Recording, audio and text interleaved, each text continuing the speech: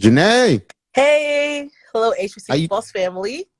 how you doing on today? I did have a good day. It's National Intern Day, so shout out to all the Hey, interns. It's hard working in this corporate world.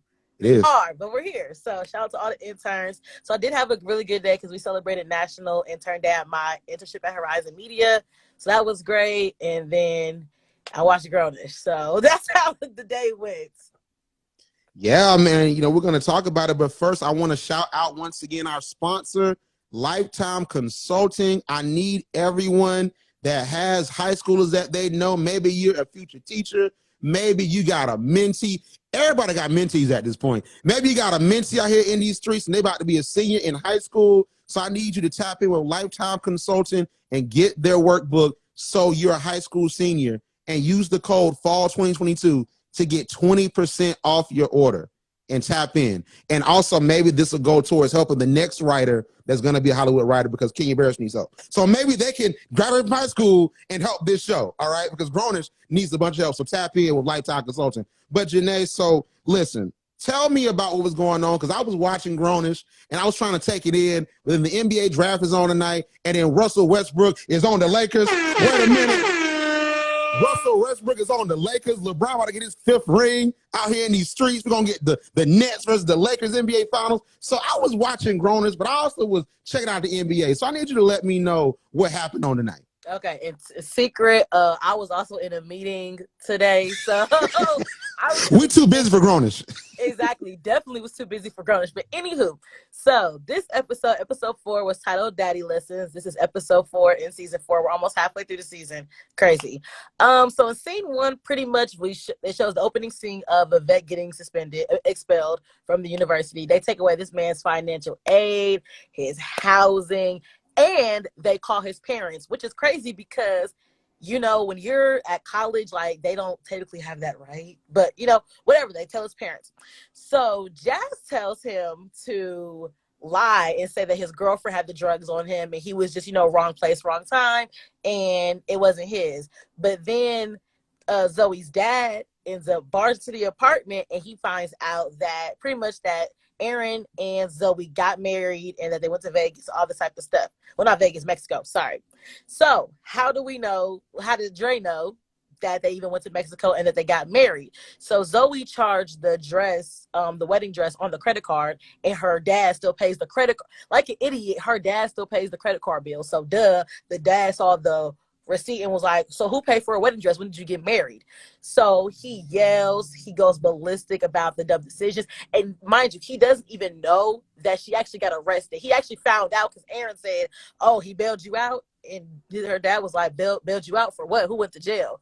So yeah, so then her dad finds out that she actually went to jail in Mexico. And then he says, now I wrote this down because this was crazy. He said, you're not just a disappointment, you're an embarrassment. That's what Dre said to Zoe. So Zoe was really in her feelings. That really hurt her. Because, I mean, if your dad calls you a disappointment and embarrassment, you're going to be in your feelings. And then we move forward to another plot that happens. Doug is an RA, which we didn't know, which was another critique I had for the show, that how did I know that Doug was an RA? That was never even mentioned. So Doug is an RA apparently. He was going to he's probably doing like walk arounds, whatever, and he hears that a resident's music is too loud. So he bangs on the door like, hey, turn your music down.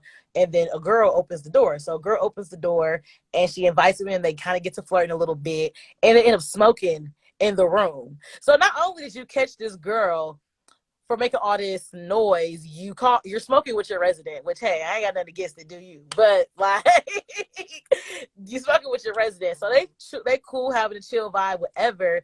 And then we move on to later on at the end of the episode, we find out that the girl is actually Luca's sister, which is wild because when did Luca get a sister? Also, I forgot to mention, they also have another C subplot where we figure out that Nomi is very, very stressed with trying to balance school and trying to raise a child. The daycare closes down, which talks about another conversation of how our parents who have children navigating the pandemic while still going to school and raising their child if the university won't even have a daycare there. So, and with that, Anna finds a babysitter for Noni, and they're going to just try and figure it out. Towards the end of the episode, Vivek tells his parents what happens after having a conversation with Dre when Dre told him to just be honest. So he's honest. He tells the truth. His mom is accepting and okay, but his dad decides to disown him. So now we don't know what's going on with Vivek. Like, is he going to obviously not move back in with his parents because his dad is not going for it? But where does he have money left from when he sold some drugs? Like, where's he going to live? What is he going to do next? Like, they just kind of left him out on the street. So in conclusion, that's what happened on Daddy's Lessons. It was a lot to unpack, but it was still very basic in a sense. Yeah, it is basic in a sense. Was it a lot? I don't think it was. Was it a lot to unpack? I mean, I feel like this is a backpack. This is not a suitcase. It's a backpack. You know what I'm saying? This is a back. I don't think it's a lot to unpack at this point. So first and foremost, I hope that Vivek has drug money to go get him an Airbnb, or he has a car he can stay in, because his dad let him back in the house first and foremost. So I hope he has a car and he has enough money to go get a blanket from Dollar General or something to lay in his car. First and foremost, and maybe that'll be his villain origin story. Who knows?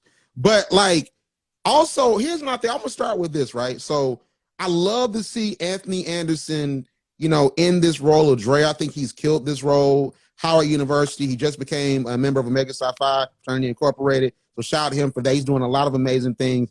And he reinvented his career. Like, that's one of the things I really like about Anthony Anderson. I remember Jenae, offline, we were having a conversation about how Anthony Anderson went from being like this. I think we had it on air. Like, we talked about how Agent Cody Banks, he was like the comedian, like B character in those kids movies, and then you saw him in Law and Order. Now he's like the leading man and like one of the faces of ABC now. So I'm just super excited when I see Anthony Anderson, especially coming from an HBCU and even attending it. He's going to be graduating with his son, I believe, maybe this spring in 2022. So he's going to be graduating with his son. But he couldn't save this episode. I don't understand how they created a storyline that was a phone call.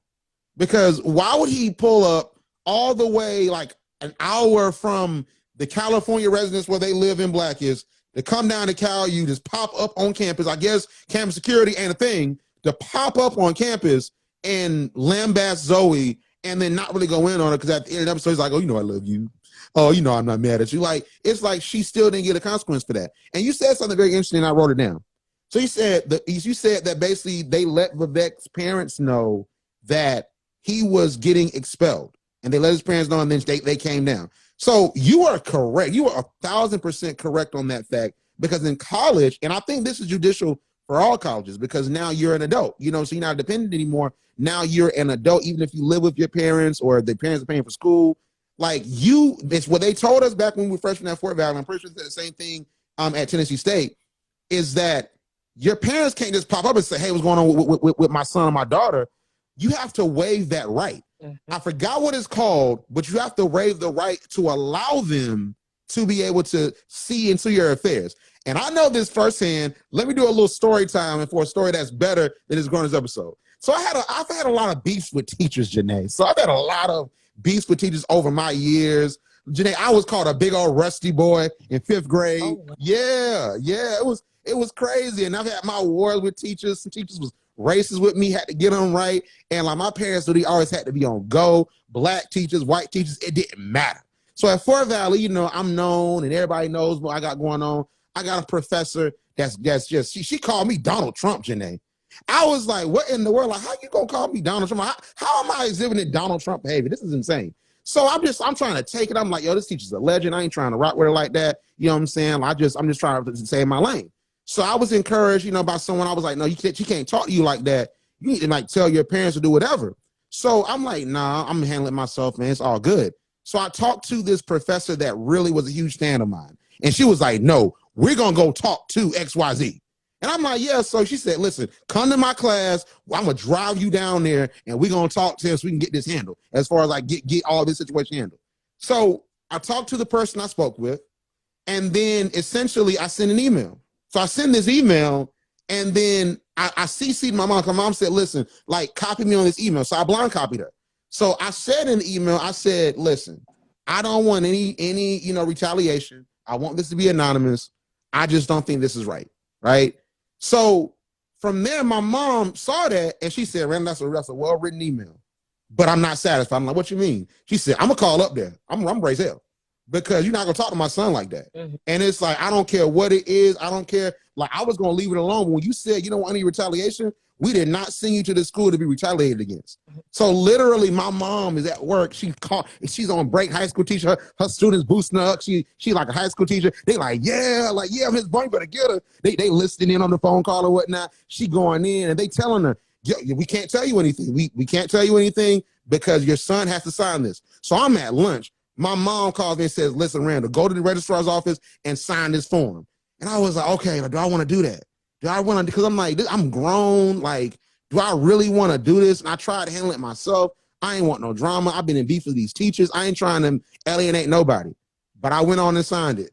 And then my mom calls up there and the whole school is on lockdown because it's like, they said that to Randall and it's like the heat is on everybody. And then they found out it was me. So it's like, that's a whole nother story for another day. But I can tell you in a whole synopsis of this story that is true. You don't your parents can't just walk up, what's going on with my son? Mm-hmm. You can't do that because you have to weigh that right. And I know from firsthand experience, so that's what I'm talking about as far as Grownish. You see how I was able to tell you a whole entire story about something that happened 3 years ago from personal experience of me being in college.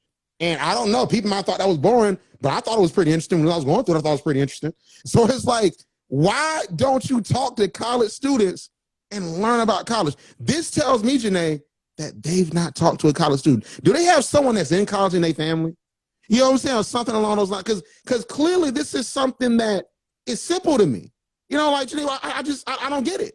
I don't get, like, is it the same thing in Tennessee State? Because maybe my experience is my experience. But is it the same way at Tennessee State? Yeah, it's definitely the same way. Like I remember in like our freshman welcome week, they even said, now parents, you can't just come up here and do that. Even because I was an RA my sophomore year, like even if a parent called up to ask about their kid, like we couldn't do nothing. The most we could do is say, call your mom. And like, now I will say sometimes like if you're suicidal, your friends can do wellness checks. We can do wellness checks. Yeah. But like, that's as far as it can go. Like we cannot, like your parent cannot walk up to your room and force you to do anything while you're on campus. You have to waive that right. So that's like. Exactly. Yeah. And cause like wellness check, cause my dad's campus police officer at Mercer University. And he taught me about the wellness check thing where it's like, hey, like if it's a situation where you haven't heard from your kid in a minute or whatever, like you can have a situation where the campus police will go up there and perform a wellness check. And your parents can request that, but this isn't even a situation where we a wellness check. This is Vivek doing whatever and like figuring it out because even just the calling of the parents doesn't make sense in the story. This is what I'm talking about. And I read, the comment from a Fort Valley, shout out to Fort Valley CC. She has her company.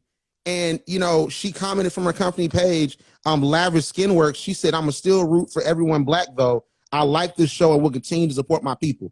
I cannot support my people if my people are not doing good stuff. Thanks. I remember there was an episode in 20s by Lena Waithe that's on BET, and there was a conversation that was had saying, just because it's Black, it should be good and Black. You know what I'm saying? That should be the commonality. It should be great content, great stories. It should have a dope actress. It should have a dope plot. It should make me want to see what's coming up next. And it should be Black. And it should be a positive representation as well. So I don't like the saying, oh, I'm going to still support my people. And I even think that's why I blindly supported the show, because like I always said, Yara Shahidi is my celebrity best friend. We're Aquarius, we have the same birthday. Like, I'm going to support Yara, period. And then Kenya Barris, like he has Blackish, like he has mixed, well, I don't like Mixedish neither, but he has really good shows. And like he's putting on for the culture right now. He's one of the leading producers, directors, and creators like at this point. So I think that's low-key why I even aimlessly watch and blindly watch Grownish, because it's Black, it's the only thing out. I love Yara, Chloe and Halle are dope. I'm a fan of Trevor Jackson. Diggie's fine, so it's easy to support. It's an easy to support show. And like now it's like you being Black is not enough. It needs to be good. Just because it has a Chinese actress, a white girl that's gay, a light-skinned Black girl, and a boy that's dark-skinned from the hood who got this good common sensality or whatever, just because it's a multiracial cast does not mean it's inclusive. That does not make it better. So I think it needs to be more than just multicultural. It needs to be more than just Black. It needs to be quality content that is representative of the people who watch your shows. Wait, it's by Chinese on Grownish? No, it's not. I'm just saying, you know how people have like a mixed race cast, and that's inclusive, and that's diverse, and that's representation, and it's like there's more to it than just having your standard 5. Oh, I was about to say, I'm like, who Chinese on Grownish? I'm like, wait a minute, I'm gonna look at these people like, who Chinese on Grownish? Who Blasian on Grownish? Wait a minute. You know, I was like, wait, I missed that one. They premiered a new character. Right. Like, I didn't see that signing. They got Jackie Chan as a teacher at this point. Like, what the world? But no, man, like I totally agree. Like, and that's my problem just with everything with Grownish is that it doesn't make sense. It doesn't make sense. Like, Zoe has done far more stuff that is reprehensible. Like, she's done far more stuff that is something that you would go up there and you find out about it and you go crazy over. Because it makes me go back to this too. The only time she faced a consequence is the first time Dre came up there. When it was him and Granddad. And when she was still dating Luca or Pops. And, you know, Pops went up there with Dre and then had that moment. It was like the Blackest Grownish, like, spinoff, like Pops meets Luca and they do whatever. And, like, he gets upset at her and then basically says, I'm cutting you off. That was the only consequence that she had, for which she then starts working at the bookstore, and all of a sudden her money's all good. She could pay for all her stuff now, and she has an expensive taste and all these different things, and she started working at a bookstore, what she thought was a lowly job, and all's well that ends well, and I guess she eventually gets cut back on. Like, Zoe, this is an example. People might say, oh, y'all are going crazy over Grownish, and you should support it because it's Black. But here's my thing, is this, right? Is that this episode is an example of Zoe not getting the consequence. I'm going to say this again. Andre goes up there. Dre goes up there and says she's an embarrassment over her going to get married, doing all these different things. She walks up, they didn't even cry. Well, yeah, I mean, thank you. I mean, I thank you for saying that. I'm just going to go upstairs and just take a nap. Like, I'm like, and he's not going, no emotion, no nothing. And you just go up, and then he's like, oh, did I go too far? Like, you look at the body language he displays in that scene. Did I go too far? Like, he sort of like just slumps over. And then he's there eating a sandwich and it's like, baby girl, I love you. You know, I just want you to be better. And I know you're grown, but it's hard to let go. That's not the storyline. That was not the storyline. Was it? Oh, I just can't get away from Zoe. No, the storyline is that she's messing up. She's wasting your money. She's wasting your money dating people. She's more concerned with what guy this week she likes more than her schoolwork. She's dropping out, then drops into a high-paying job with Joey Badass, and then gets out of it because, oh, like, well, they think I'm sleeping with him. And then she drops out of that, drops back in school, only to get arrested and make rash decisions that make no sense. Like, that is Zoe's whole existence. And Vivek's the person that gets expelled. Vivek's the person that go look at, you know, the trailer for the next 2 episodes that are gonna be about police brutality. And if y'all see Vivek in the episode, man, definitely hit me up on HC Pulse or whatever. But Vivek is not in these next 2 episodes because Vivek is expelled. So you're telling me that the character that we want to see more depth from, we want to see more depth from the Pointer Sisters. Wait, is that the name of the show? The Pointer Sisters, or what are they called? The Forrester Sisters. I said the Pointer Sisters. The Forrester Sisters, because they sing. That's what I said, the Pointer Sisters. The Forrester Sisters. We want to see more from their character, more from Doug, more from Vivek. And we got the culture appropriation episode, which was good. We had the sexual fluidity episode. I didn't necessarily care for it. I think that turned into a mailbag session. Neither here nor there. But then you do this episode, and now he's expelled. So you telling me that's all I'm getting from Vivek? He's probably gonna come back, but at the same time, it's like, that's what I'm getting? He sells drugs. No one gets caught. He the flashiest guy on campus. He got all these different designer stuff, all this Gucci stuff. He just not getting caught.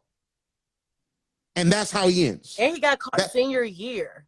You got caught senior year. You couldn't finish off your last. You've been smoking and doing everything in the dorms, apartments, whatever, since your freshman year. You get caught your senior year of college. I'm blowing up the building. I'm sorry. Like, that's not gonna work. I'm so sorry. You getting expelled and you going to jail. Okay, you know what I'm saying? Dad gonna be real happy about you. You know what I'm saying? The cow you bomber at this point. Like, you know what I'm saying? Selling weed and blowing it up. But like, you know, even with that, like he gets caught and it's something where he takes the personal responsibility for it. And it's like, he still gets that rap. But Zoe literally has made the worst decisions out of anybody. Like, even look at the characters. Anna's dealing with consequences of her actions. Anna is dealing with her having a child and trying to figure out, how can I raise this child and still be a student? She's dealing with consequences. Noni.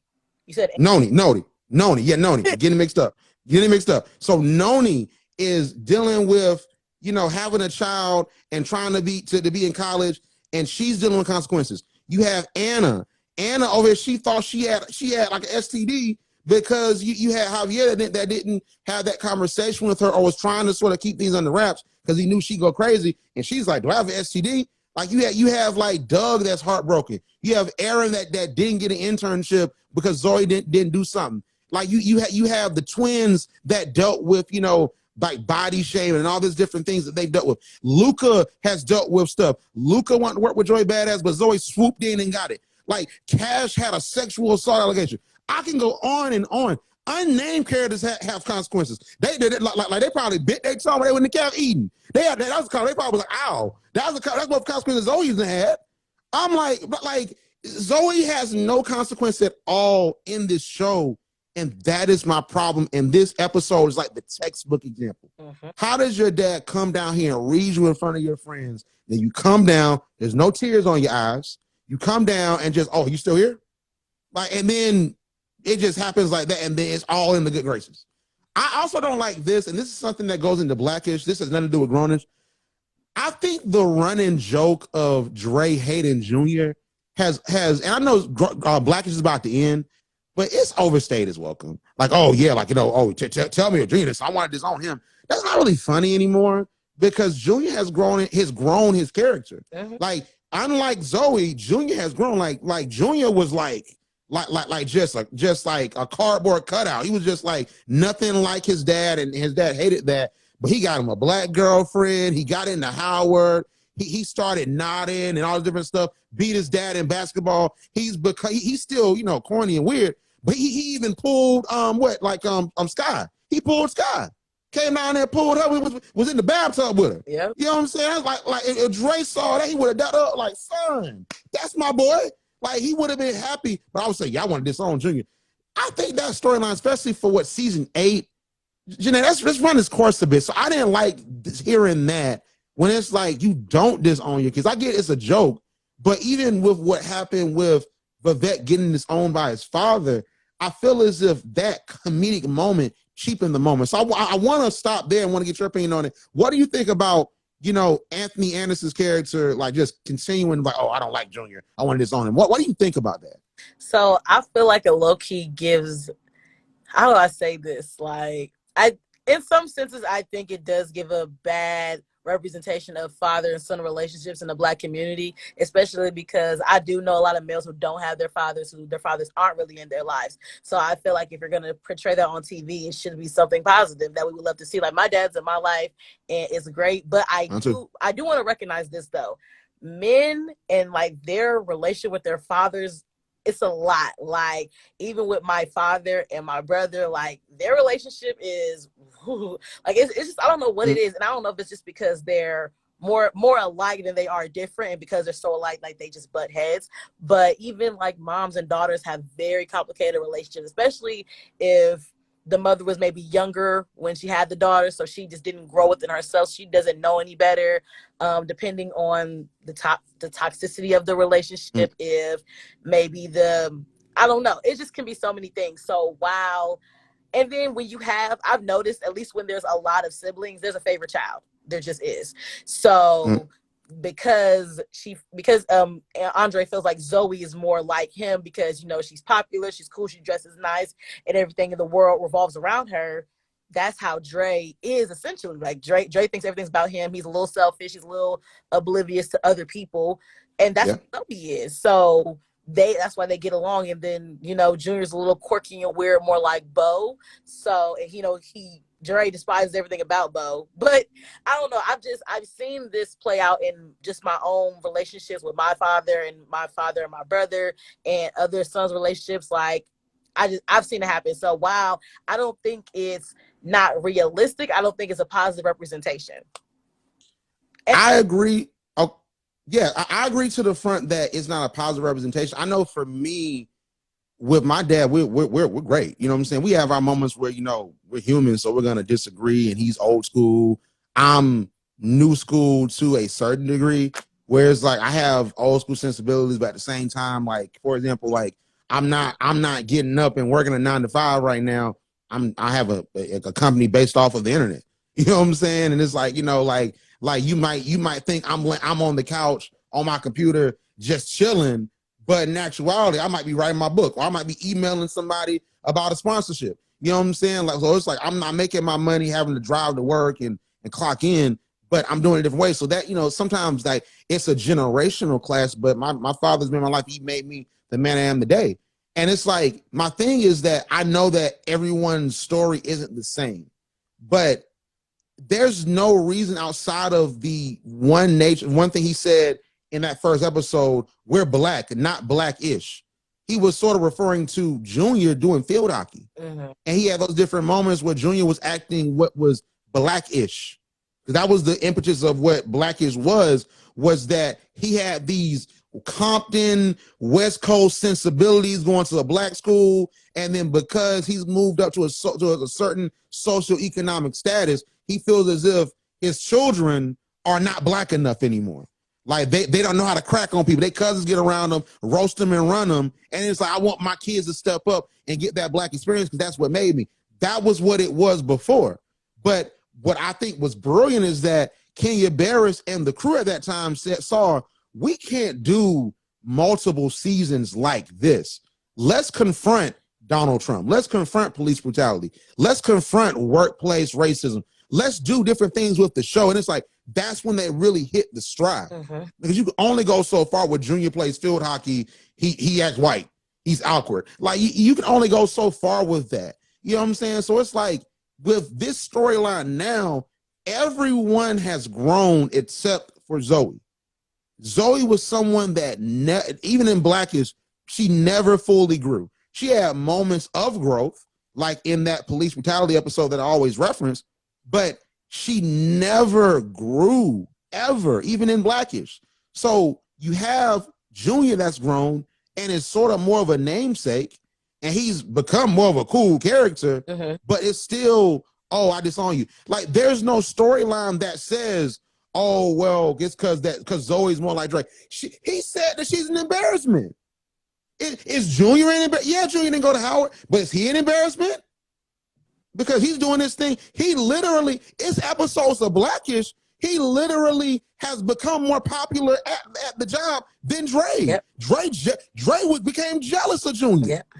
So if you're jealous of your son, is he a disappointment, or is it like, you know, I'm jealous and he's doing this thing?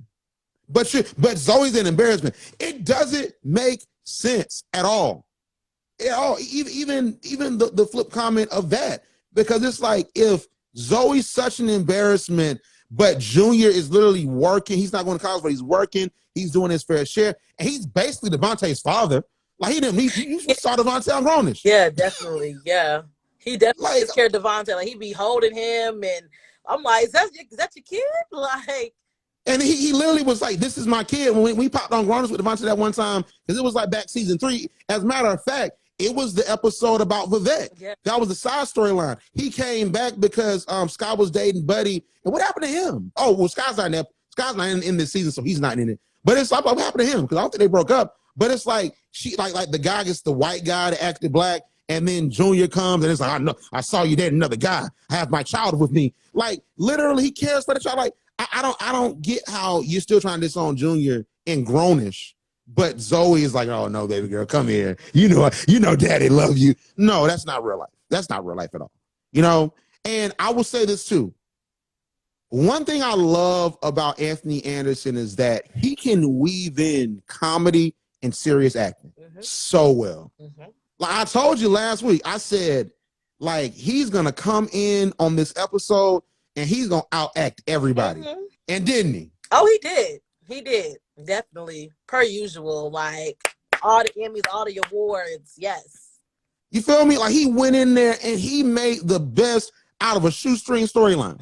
Like I'm saying, like he tried his best. Like because the two moments I was like, I'm feeling it when he said, you know, you've done worse than this. You've embarrassed me. I'm like, oh man, I felt that. But it really hurt my heart. It said, you're not just a disappointment, you're an embarrassment. Like I felt that. I was like, oh my gosh, like that hurt my heart. Especially as a parent, like people, like my parents are very strict, so like I care about their thoughts, especially my dad. Like I care about his opinion more than my mom's for whatever reason, but like I genuinely care about my dad's opinion. I think most people care about their parents' opinions because we want our parents to be proud of us. So like that stung me like to my core when he said you're an embarrassment. Like think about the worst thing that you've ever done that your parent either knows or does not know about, and they say, oh, you're an embarrassment. Like that would hurt your core. So I felt that line. So he really did what he had to do when it came to playing his role as a father. Exactly. And it's like, it's a shame because that whole opening scene was countered. Yeah. And in general, like, and I want us, because it's nothing really more to talk about with this episode. So I think we could end the episode for this one, for Daddy Lessons here. Like, I just think that this is an example of why I don't like Grownish. If someone's like, well, Randall, like you always go in on Grownish on posts, you always see, you know, oh, this, and you posted, you know, the tweet where it says Zoe on Grownish has zero character development, at least on A Different World, Whitley gets better over time. This is not the case with Zoe. You posted that, it got all these likes, and everybody's they agree with you and all that. Why do you hate this show? Watch this episode. This was the best episode of these 4 episodes thus far. But the pandemic, is it even still 2020 anymore? Like, Jenae, I kid you not. I'm gonna read you this headline that came to my phone, right? From CNN, right? Breaking news. Delta COVID-19 variant appears to cause more severe illness and spreads as easily as chickenpox, internal CDC document says. This is what we're dealing with in the real world. Is the Delta variant is spreading, and it's like, are y'all gonna go home with Tennessee State? Are y'all going home with these HBCUs? Is homecoming happening? Like, what's going on? Because now we're back to square one. If this Delta variant is spreading like chickenpox, which I just want to say we got vaccinated with chickenpox. That's neither here nor there. Like I know that was a thing, but nevertheless, like how I look at it is that this is going on currently. This isn't we're not even post-pandemic now. We pre-pandemic at this point. So it's like, how in your art, when Blackish had a whole entire season where they were in the crib and Zoe was not there, how do y'all only mention the pandemic twice? Once when Zoe and Dre were having that conversation, and then once with Nomi, where they tried to make a central part of her story. Well, when I was at home during the pandemic, my parents were there, but now I'm back in school. Why? Why does no one have masks on? Why did I look at the trailer for these next 2 episodes, these 2 special episodes we'll talk about in a second, and they're out there protesting, and no one has a mask on? If I Googled George Floyd protest right now on Google right now, I bet you one of the first pictures I'll see is someone holding up a Black Lives Matter sign with a mask on. Why? It makes no sense at all that you say, hey, oh, we're going to talk about COVID and this affected things, but then no one has a mask. You only social distance one time. I don't get it. I don't get it. Like, that's why I think that with Vivek getting this owned, and how, you know, the actor that played Vivek, how he carried that was great. And I did like Anthony Anderson's character Dre and Vivek having that conversation. I did like that. I think that was a great conversation outside of the remark about Junior. I thought that was very well acted. I think that Dre really stepped up as a father in that moment, trying to give him some perspective. I thought that was amazing. And I think that it's a shame that the actor that plays Vivek, his whole entire time on the show, he's been a sideshow. He's been a clown. He's been an undefined mess. And I'm going to say this too, because I was speaking of my dad and my brother and I, like, they're big fans of Good Times. Like, they watch Good Times all the time. I love Good Times. I like Good Times too, but Good Times, it didn't really hit me. Like, of course, I'm being a 90s baby. They watch Good Times like I would watch Moesha. I ain't watched Moesha in a minute because I finished it like for the 15th time on Netflix. But it's like I watch Moesha, like I might watch it after this. You know what I'm saying? So it's like, they watch all the time. So my dad shows us this video of the character that played JJ, the actor that played JJ, saying that in a comedy, the reason why he enjoyed playing JJ is because a comedy has to have like a slapstick type of character that'll buck his eyes and say dynamite, like something that's, like, hey, like this comedy aspect of this is something where you have these straight characters and you have someone that accentuates themselves. But he said that it delves into like, well, with black people, black actors don't want to be typecast in that role. So it's like, I get within the comedy structure, you have your straight man, you have, sort of like the person that pops off, and you have that surreal character. Even in Blackish, Dre isn't the most absurd character. The most absurd character really is Pops and Grandma Ruby. You know what I'm saying? They're more absurd. And then you have Charlie, who has disappeared from Grownish. Charlie is absurd. So even within Blackish, you have that structure. Vivek was supposed to be that here, but at the very least, Charlie had, I've said this before, Charlie had lines, Charlie had comedic moments. Vivek never had those moments, and that is my problem with this. You know what I'm saying? Like, and by the way, and I want to say, I see some in the comments, I did do that comparison. I compared Good Times to A Different World. I made people mad a few years ago. Don't let me revisit that. We talking about Grownish today, but I made folks mad with that one. But like, all I really want is just for the characters to be defined, and I want for the storylines to be defined. Like, that's all I want. So in this whole long synopsis, I give it a 7 out of 10. And the reason why I give it a passing grade and say this is the best episode is because it had more redeemable moments than these other episodes from this season. And if they want to have building blocks, which they're not, because they're going a whole different direction, these next 2 episodes, it could be building blocks. But I just think that it's sad as someone that's watching this show that Vivek is expelled and disowned by his father. So we literally don't know what's next for him. Meanwhile, Zoe continues to mess up, continues to hurt people, and she's the one comforting Vivek. When she needs to comfort herself, she needs Jesus at this point. You know what I'm saying? Like, I don't care for that. But I mean, if we're grading this on the curve, like if you're saying, listen, you can die by getting stabbed, getting shot, lethal injection, or get jumped. Like, this is like getting jumped because maybe I survive. You know what I'm saying? Like, maybe I survive at that point. You know what I'm saying? So it's like, that's how I look at it, Jenae. What do you think without this episode? I'm actually gonna give it a 6, just because like I feel the storylines could have been so much more stronger, and we are left with a lot more questions and answers, and it's just not complete. Like, I don't know what happens to Vivek, which I don't like. I feel like every episode needs a completion. We need to know what is happening next with the characters. I definitely felt like they just made Noni's story a side piece story when it could be something really powerful. Like, being a mom in college is not an easy thing, especially during a pandemic. Like, one of my bond sisters, she's a mom. One of my other bond sisters is pregnant right now. She graduated and everything, but she's still a new mom, just graduating college. And there's so much that can be said with that. And there's some people who just go through that. And there's so much to their stories that was just, I feel like it could have just been more. And they missed the opportunity with that. And then how they just kind of put Kayla as Luca's sister.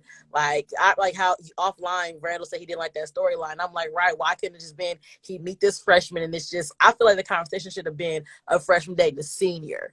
And okay, exactly. And let's say they get in love. Okay, but he graduates. Are they going to be together? Like, you know what I'm saying? Like, just stuff like that. And then you have Jazz there too, and they broken up. So I think that it could have been such a adult storyline that they could have done with that too. Exactly. Yeah. And not that I want to paint Doug into like this bad person, but people that I know who have dated older men as freshmen, like, it kind of ruins their thoughts of relationships, and stuff just goes wrong. So not that I want Doug to be a bad dude, but like, that could have been a whole different conversation of how you sometimes are groomed when you are messing with an older man. So I don't know. I just feel like there's so many different ways that could have just went, and it didn't just do it for me. And I don't know. Zoe still didn't get a consequence. Like, Zoe has done all these things that her dad forgives her, and Vivek messes up once, and he gets disowned from his father and expelled from school. So in conclusion, 6 out of 10. Do I think it was one of the better episodes? Yes. However, I feel like they still missed some really good moments that could have been had. I agree. So before we move on to the preview of these next 2 weeks that we talked about on last week, so I was, doing my show prep, and I was, trying to figure out some things we're going to talk about with Grownish, because we always talk about like the ratings and different stuff like that. Do we even want to talk about the ratings? The ratings are terrible, so why even talk about it?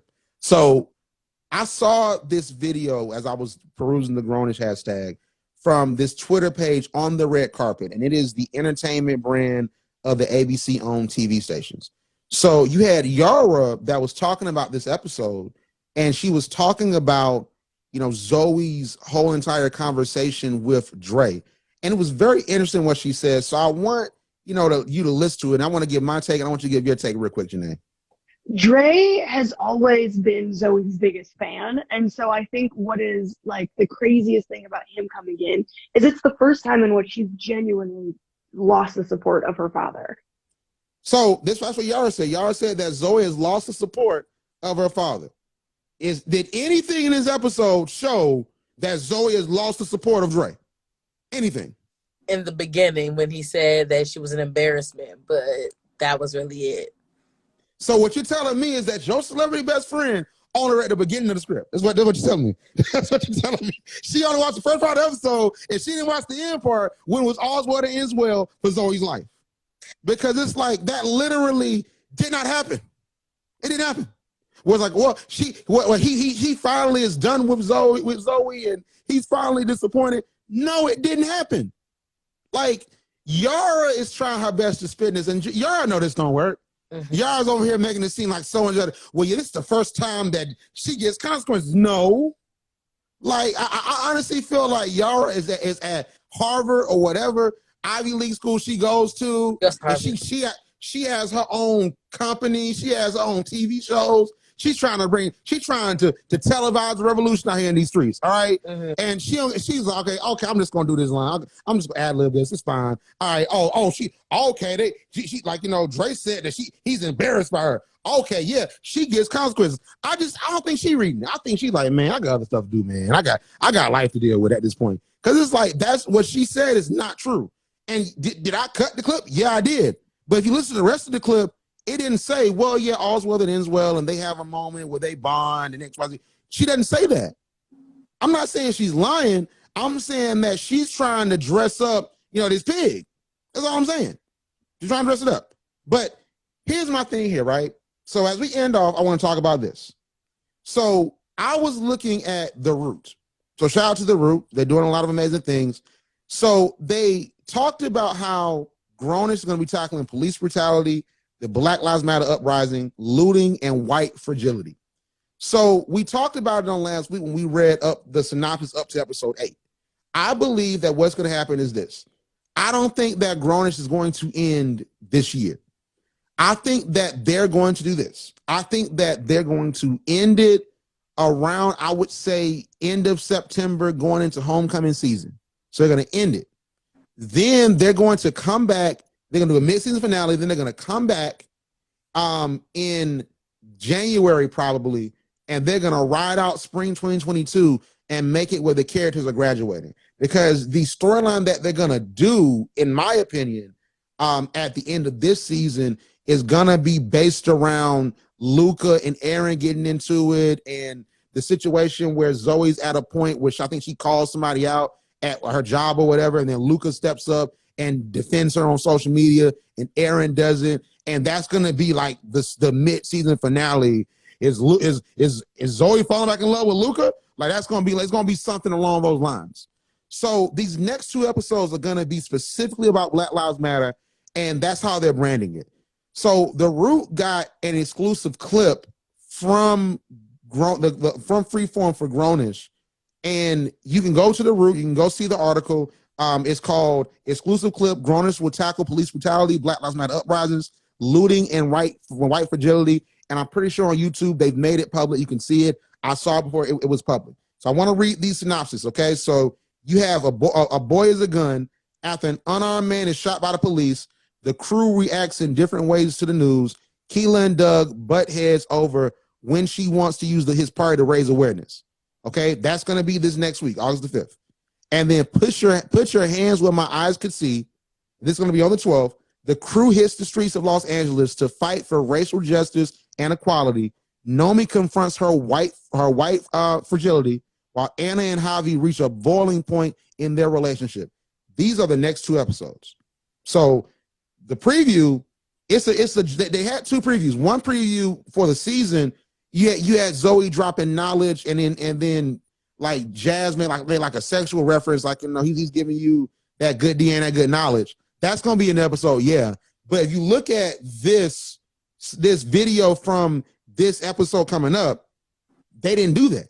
They targeted, you know, Nomi saying these people, like, you know, I don't see why these people are rioting, and then they were like, these people, and they're trying to, and it was a part where it's like, oh, so you saying I'm a racist? Like, so it's like they're gonna have serious moments. I believe, Jenae, because I want to hear what you think, but I believe that the episode is gonna be corny. I believe it. I believe that this is a free-form show. Blackish is corny too, and Blackish was my favorite show for a long time. Blackish is corny, but Blackish is corny, but it has its gritty moments. And it has its moments where it's just incredibly well written. So I think that this episode is going to be corny. I think that the whole entire thing of Keela and Doug butting heads on using his party to raise awareness, that's going to be stupid. I know it will be. But here's what I think. I think this episode was a 7 out. The episode from tonight was 7 out of 10. I think that this episode can be great. But I want to challenge Grownish, and this episode's already been written and produced and edited. They chilling at home, trying to stay protected from the Delta variant that's spreading like chickenpox. That's what they're doing right now. But I want to see this episode be an Emmy award-winning episode. I think that Kenya Barris and the Grownish cast and the writer of A Boy Is a Gun, Des Moran, and the writer of Put Your Hands Where My Eyes Could See, Wade Allen Marcus, and then Jennifer Rice, Gesrick Henry as the director, I know they can do it. They've had amazing episodes. You're talking about George Floyd. You're talking about police brutality. You're talking about white fragility. You're talking about, you know, basically different perspectives on rioting and looting. And then you even see in the trailer where Javier is, you know, hey, officers, thank you for your service. And then Anna's like, what the world? And they have a blow with each other within these next 2 weeks. This could be the best TV right now. And I think they can do it. I don't think they will, but I think they can. So I want to see next week, in these next 2 weeks, I want to see Grownish give us Emmy award-winning writing. I want to see them give me the police brutality episode of Blackish. I want to see them give me Lemons where they talked about Donald Trump and the different reactions to the elections, and Wanda Sykes coming in and still in the scene, Hampton alum still in the scene, and then you had the different surreal acting going on, and then Dre does his monologue, and they end off with Dr. King, his speech, and they end it off like that. I want that for Grownish.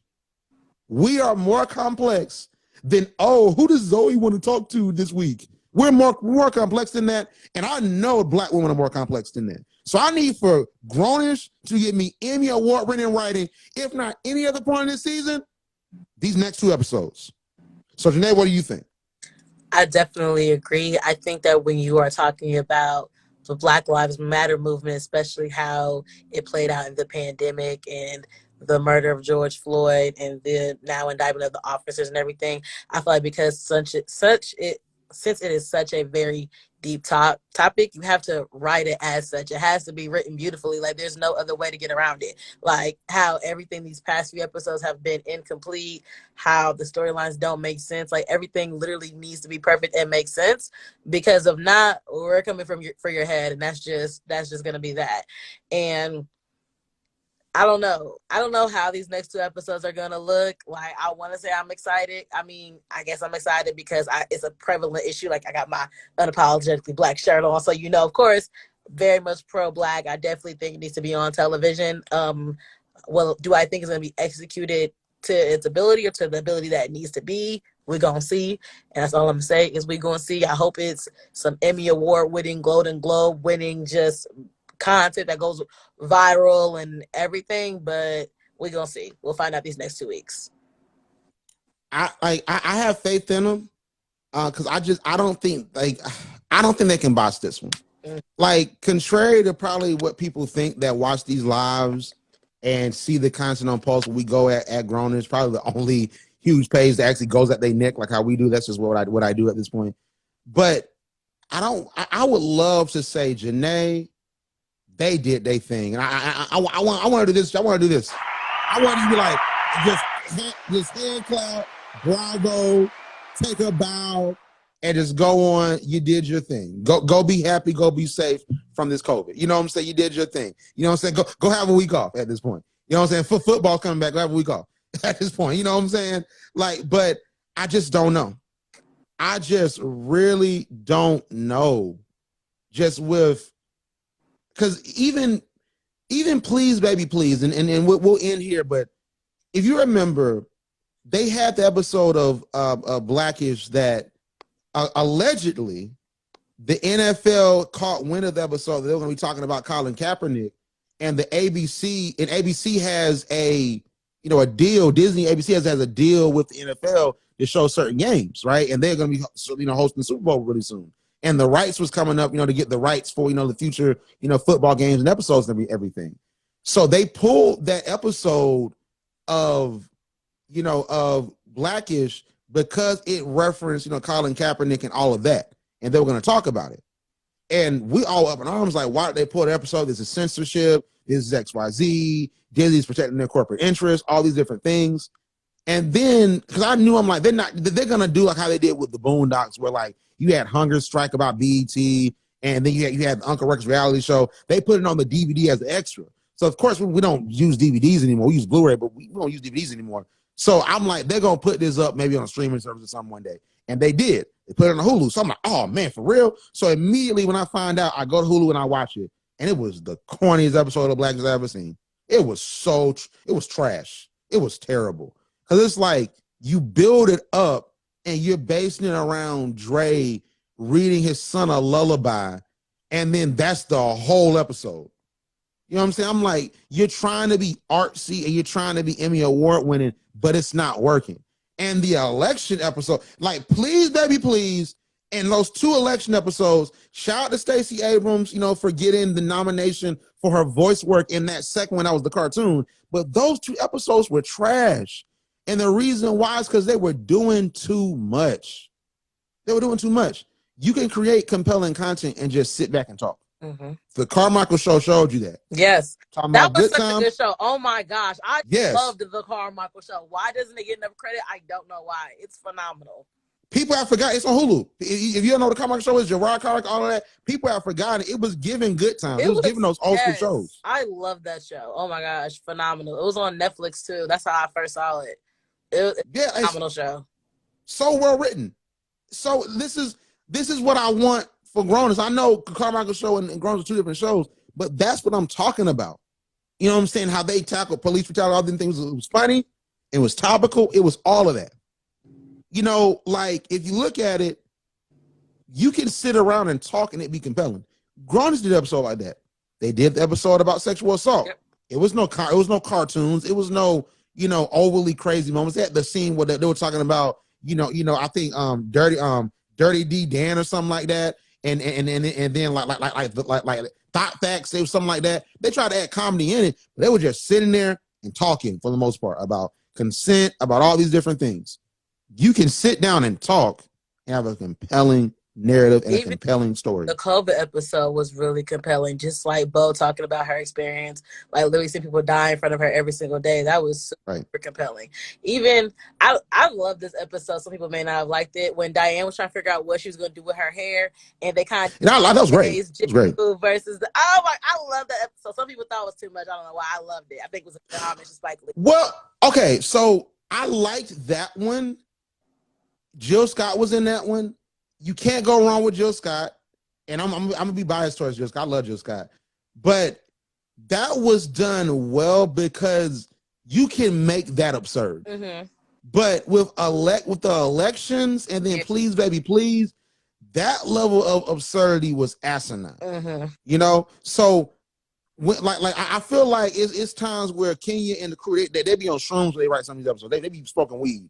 You know what I'm saying? Like I just honestly feel like, and they're in California, they be smoking weed. So it's when they write some of this stuff because it just don't be making sense. And it's like they got high. I was like, you know what we should do? We should have no one wear a mask at this protest, and then then we're gonna throw smoke bombs at them. And then pretend, and then Luke gonna act like it's tear gas. He just gonna be like this in the trailer. Like I feel like they be like, let's just do that. Like they have to be high writing some of these episodes. I just hope that they were sober with this one. I just really hope they were sober. I just really hope that marijuana was nowhere in their system. I hope that alcohol was nowhere in their system, and I hope they had an amazing day when they wrote these episodes. I hope they do what I do. They went in a dark room, and they had like I write with a dark room box fan. Or maybe some music, some R&B, and they just got to work. Because I'm like, man, they focus, locked in. Go to Starbucks if you want to. Go get you some coffee from Starbucks. They can afford it. Starbucks is expensive, but they can afford it. They write on Freeform. Go to Starbucks, get you some coffee, and then write this show. But I am optimistic, but I think that it could go either they do Emmy-Award winning work, at least Image Awards nominated work. Like even though that's not an accomplishment. Like I don't know if you saw the Boone. You remember the Boondocks, the R. Kelly episode when the lawyer was like, he has multiple Image Awards, and he said I got one. That joke was so funny. Yeah. I got one. Like so, but it's like Image Award winning. Like, but I'm not. I don't know, but I'm willing to give him a shot. You know, but overall, you know. We're going to see what happens. Next 2 episodes, we locked in. I need you to wear your Black Lives Matter shirt. I don't have one, but I need you to wear your Black Lives Matter stuff. All right, so we're going to be frowning in the camera. You know what I'm saying? We're going to talk about these issues. We're ready to see it. We love to see it. We're ready to see it. But overall, Jenae, let everybody know where they can find you on social media. All right, y'all. So y'all can find me at nae.themogul on Instagram. Again, that's nae.themogul. And then on Twitter, Nae the Mogul, but no dot. Love it. Love it. Well, Jenae, thank you so much for coming on. And we hope next week will be better. We hope. Bye, y'all.